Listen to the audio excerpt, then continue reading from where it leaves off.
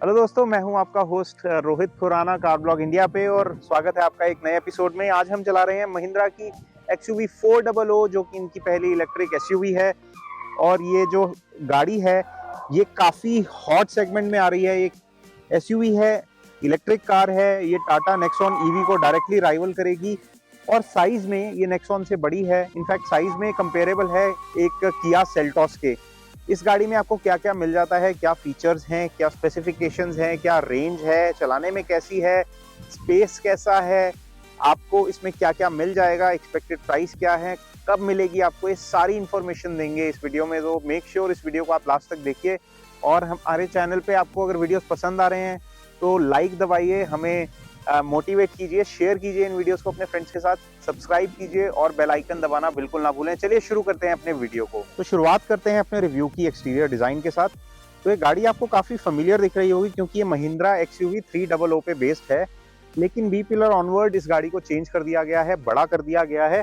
Front आपको बड़ा familiar लगेगा, लेकिन यहाँ पे काफी डिजाइन एलिमेंट्स हैं जो चेंज हैं। ये ब्लैक आउट ग्रिल्स हैं यहाँ पे, जो क्योंकि इलेक्ट्रिक कार है इसको उतनी ज़्यादा कूलिंग नहीं चाहिए होती जितनी कन्वेंशनल कार को चाहिए होती है। तो ज़्यादातर इलेक्ट्रिक कार्स में आप देखेंगे फ्रंट ग्रिल जो है वो ब्लैकड आउट होती हैं। और यहाँ पे बहुत ही स्मार्ट लुकिंग कॉपर फिनिश के यहाँ पे लोगो दिया गया है महिंद्रा का। यहाँ पे और कॉपर के डिज़ाइन एलिमेंट्स हैं, यहाँ पे भी कॉपर एक्सेंट्स हैं। तो आप देख पा रहे होंगे कुछ इस तरह का दिखता है। बाकी इधर यहाँ पे DRL सेटअप दिया गया है, प्रोजेक्टर हेडलैम्प सेटअप दिया गया है, नीचे फॉग प्लेट्स दी गई हैं जो स्कफ प्लेट्स हैं, ये काफ़ी अच्छी दिखती हैं। साइड में अगर आप देखेंगे तो इसकी जो बॉडी मोल्डिंग्स हैं ब्लैक कलर में दी गई हैं, इसमें भी ब्लैक और कॉपर का यहाँ पे कॉम्बिनेशन यूज़ किया गया है। ऊपर जो आप रूफ रेल्स देख रहे हैं और यहाँ पे जो कलर देख रहे हैं, यहाँ पे भी कॉपर का काफ़ी यूज़ किया गया है। तो कॉपर एक्सेंट्स आपको इस गाड़ी में काफ़ी अच्छे से दिख जाएंगे। और पीछे की तरफ भी अगर आप आते हैं तो इसका जो टेल लैम्प डिज़ाइन है इसमें भी कॉपर का यूज़ किया गया है।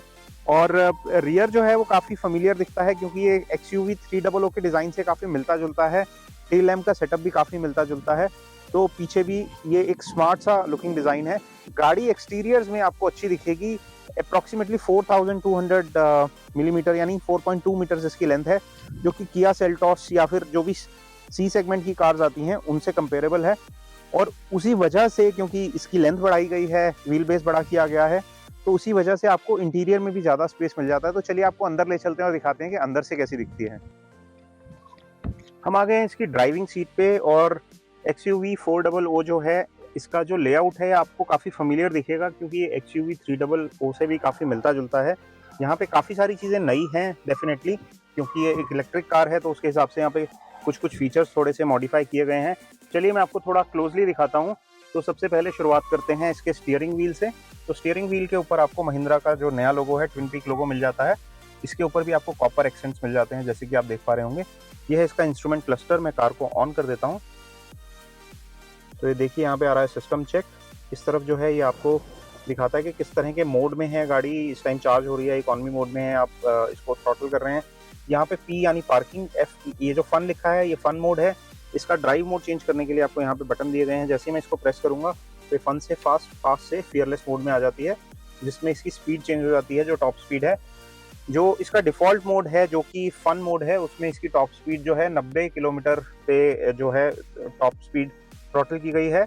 उसके बाद फिर अगर आप फन से फास्ट में जाते हैं वो आपको 130 तक जाने देता है और फियरलेस मोड में ये आपको 155 किलोमीटर की स्पीड तक जाने देती है गाड़ी।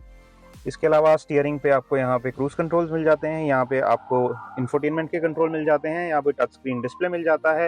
इसके नीचे यहाँ कुछ बटन्स दिए गए हैं और यहाँ पे जो टेम्परेचर गेज है ये कुछ इस तरह का दिया गया है, जिससे ये जो आप हीट की तरफ होता है तो रेड हो जाता है, कूल की तरफ होता है तो ब्लू हो जाता है। मैक्सिमम ब्लू का मतलब मैक्सिमम कोल्ड, तो उस तरीके से इसमें यहाँ पे कंट्रोल्स दिए गए हैं। ये इसका गियर नॉब है जो कि P दबाने पे पार्क मोड में चला जाता है। गियर एंगेज करने के लिए यहाँ पे प्रेस करके आपको उसको पीछे करना होता है। यहाँ पे आपको एयर कंडीशनिंग के सारे कंट्रोल्स दिए गए हैं। ये ब्लोअर स्पीड का कंट्रोल है और ये इंफोटेनमेंट के कंट्रोल है। इसके नीचे यहाँ पे आपको charging ports, auxiliary port, USB port और यहाँ पे 12 वोल्ट सॉकेट दिया गया है। यहाँ पे कुछ कभी होल्स हैं और ये आर्मरेस्ट है, स्टोरेज के साथ आता है।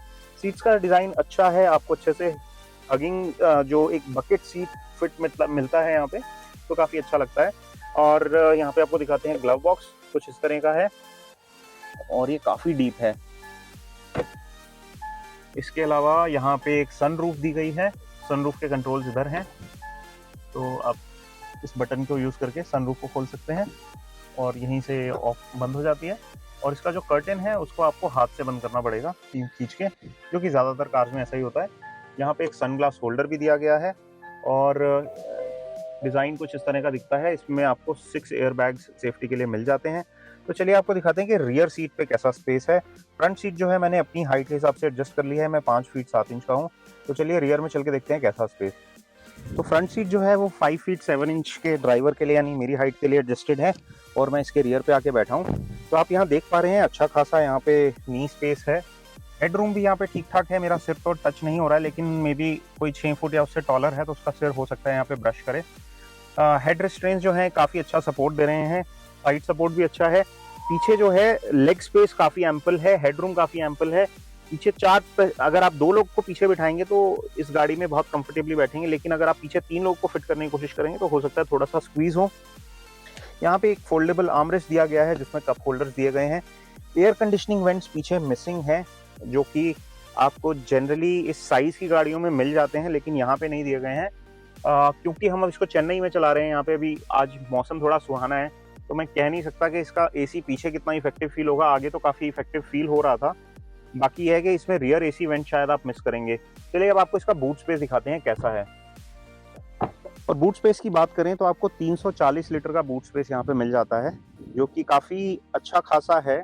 और यहाँ पे थोड़ी डेप्थ भी है, अगर आप थोड़ा इसको पास से देखेंगे तो यहाँ पे आप अच्छे खासे 2 या 3 बैग बड़े साइज के रख सकते हैं, मीडियम साइज के शायद 4 या 5 बैग आ जाएंगे। और अगर आप लगेज स्पेस बढ़ाना चाहते हैं तो इसमें 60-40 स्प्लिट सीट का ऑप्शन भी दिया गया है, तो आप अपनी ज़रूरत के हिसाब से इसको फोल्ड कर सकते हैं और लगेज स्पेस को बढ़ा सकते हैं। तो ये ऑप्शन भी आपके पास है अगर इसमें ज़्यादा पैसेंजर्स नहीं है और आप लगेज ज़्यादा ले जाना चाहते हैं, तो एक खूब सारा लगेज स्पेस आपको यहाँ पे मिल जाता है। तो हम चला रहे हैं इस गाड़ी को और बताते हैं अपने ड्राइविंग इंप्रेशंस।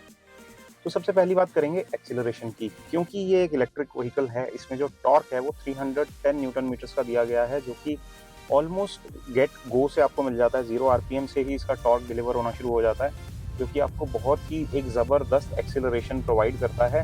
स्पेशली आप इसका फास्ट फीयरलेस मोड, जब फीयरलेस मोड डालते हैं जो इसका सबसे अग्रेसिव मोड है, उसमें तो बहुत ही अच्छा एक्सीलरेट करती है और 8.3 सेकंड में 0 to 100 कर लेती है। इसका 0 to 100 का क्लिप भी मैं इसके बाद डाल दूंगा जस्ट इस पॉइंट पे वीडियो में, ताकि आप देख पाएँ कि इसका एक्सीलरेशन कैसा है। एक्सीलरेशन मुझे बहुत इंप्रेसिव लगा। एक्सीलरेशन के बाद बात करें इसकी हैंडलिंग की और ब्रेकिंग की, तो इस गाड़ी में जो हैंडलिंग है वो काफ़ी अच्छी है। इसका स्टीयरिंग काफ़ी वेल वेटेड है, काफ़ी श्योर फुटेड फील होती है और इसका जो कंफर्ट है, राइडिंग कंफर्ट, वो भी ज़्यादा कॉम्प्रोमाइज़ नहीं किया गया है। इसका जो सस्पेंशन और जो राइड कंफर्ट सेटअप है बहुत ही ऑन पॉइंट है, मुझे बहुत पसंद आया। और हाई स्पीड पे इसका स्टीयरिंग काफ़ी वेल वेटेड हो जाता है, जो कि एक अलग से ही आपको कॉन्फिडेंस बढ़ा देता है। इसके अलावा ब्रेकिंग भी इसकी काफ़ी एफिशिएंट है और साथ में रीजनरेटिव ब्रेकिंग का भी इसमें ऑप्शन है। तो जब आप फन मोड में होते हैं, जो बेसिक मोड है, उसमें काफ़ी अग्रेसिव रीजनरेटिव ब्रेकिंग है, लेकिन जैसे जैसे आप हायर मोड में जाते हैं, फास्ट और फियरलेस, थोड़ा रीजनरेटिव ब्रेकिंग कम हो जाता है। और सबसे अग्रेसिव रीजनरेटिव ब्रेकिंग मोड जो है वो एल मोड है, जो सिंगल पेडल मोड है, जिसमें कि अगर आप एक्सेलरेटर छोड़ते हैं तो गाड़ी कंप्लीट हॉल्ट पे आ जाती है, जो कि स्टॉप एंड गो ट्रैफिक को ध्यान में रख के बनाया गया है। काफ़ी यूजफुल और सिटी सेंट्रिक मोड है, मैं कहूँगा कि सिटी में जब आप ड्राइव करते हैं, ट्रैफिक जैम में फंस जाते हैं, तो आपको ब्रेक और एक्सेलरेटर के बीच में भी आपका पैर स्विच करने की जरूरत नहीं है। आप सिर्फ एक्सेलरेटर पे अपना पैर रखिए, जैसे ही हटाएंगे गाड़ी रुक जाएगी, जैसे उसको टैप करेंगे गाड़ी धीरे धीरे मूव करना शुरू करेगी।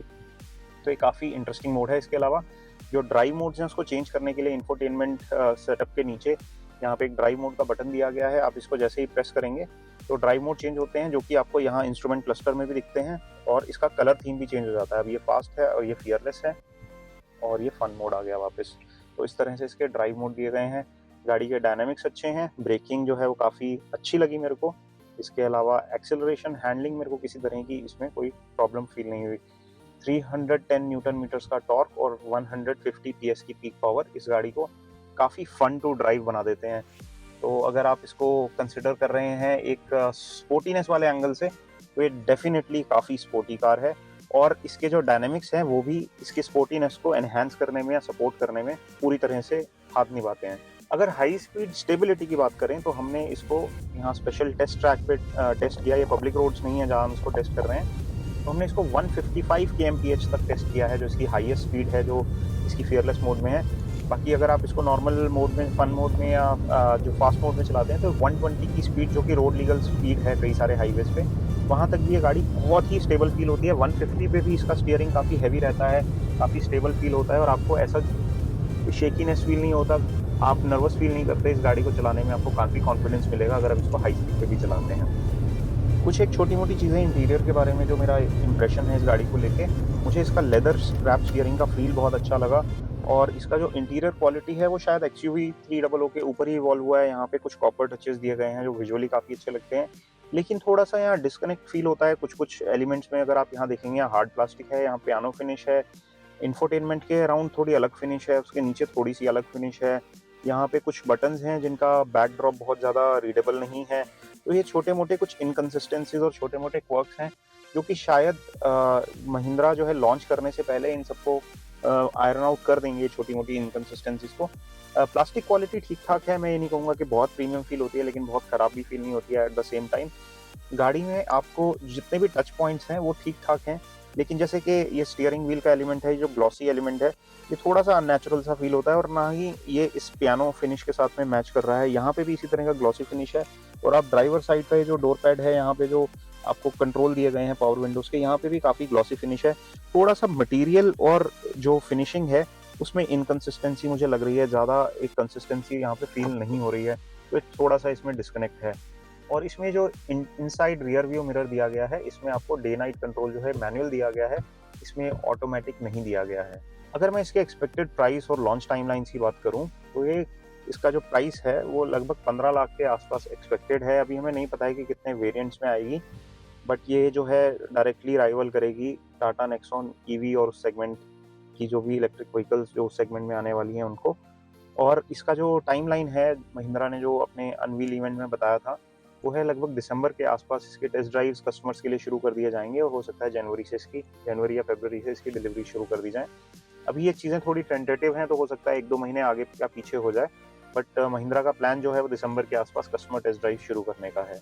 अगर आप इसे 50 किलोवाट के फास्ट चार्जर से चार्ज करेंगे तो 0 से 80% ये 50 मिनट्स में चार्ज हो जाएगी। अगर आप इसे 7.2 किलोवाट के एसी चार्जर से चार्ज करेंगे तो 6.5 घंटे लगेंगे, जिसमें फुल चार्ज हो जाएगी।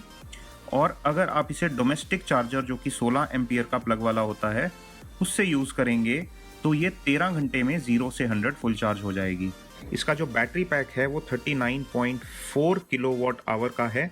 इसमें अगर हम सेफ्टी पॉइंट ऑफ व्यू से बात करें तो इसमें काफ़ी मात्रा में हाई स्ट्रेंथ स्टील का इस्तेमाल किया गया है। इसके अलावा इसमें 6 एयरबैग्स और काफ़ी अदर एक्टिव सेफ्टी फीचर्स भी दिए गए हैं। रेंज की बात करें तो महिंद्रा ने हमें बताया है कि ARAI टेस्टेड फिगर के हिसाब से स्टैंडर्ड टेस्ट कंडीशन में इसकी जो रेंज है वो 456 किलोमीटर निकल के आई है।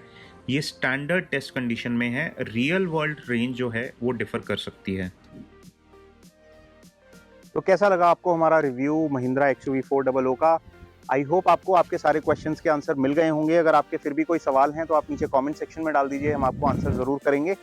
और ये गाड़ी आपको कैसी लगी वो भी हमें नीचे कमेंट करके ज़रूर बताइए। वीडियो पसंद आया हो तो लाइक कीजिए, दोस्तों के साथ शेयर कीजिए, चैनल को सब्सक्राइब कीजिए और बेल आइकन दबाना बिल्कुल ना भूलें। मैं आपका होस्ट रोहित खुराना आपसे मिलूंगा अपने नेक्स्ट वीडियो में, तब तक के लिए बाय बाय।